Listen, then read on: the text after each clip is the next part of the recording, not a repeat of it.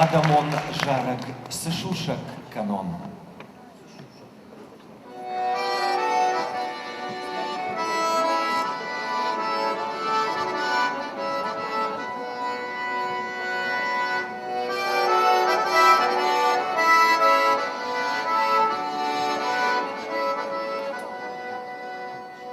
Сышушак канон, диракай варжан, диракай варжан, мою нагваржан, таумакай паден, мою нагваржан, таумакай паден, Отхаштывайыз farşkamakınız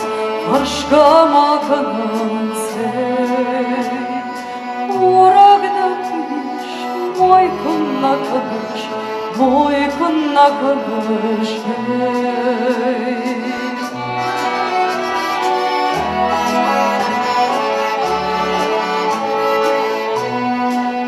Kaman rakmon, машушак нахаш Ой, закушкана, ыштыр туз балаш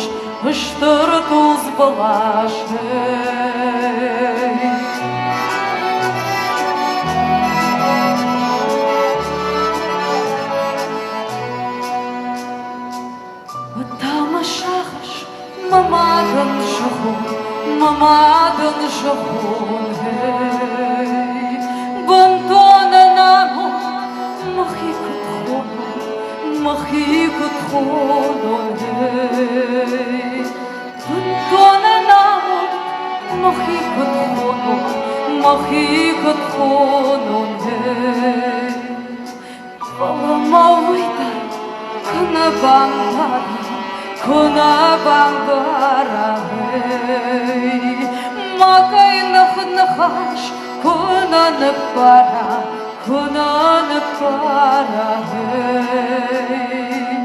Makay nakhash Kuna napara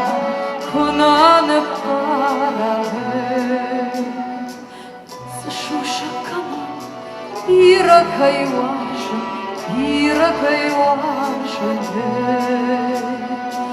Мою нагваржон, даумакай паден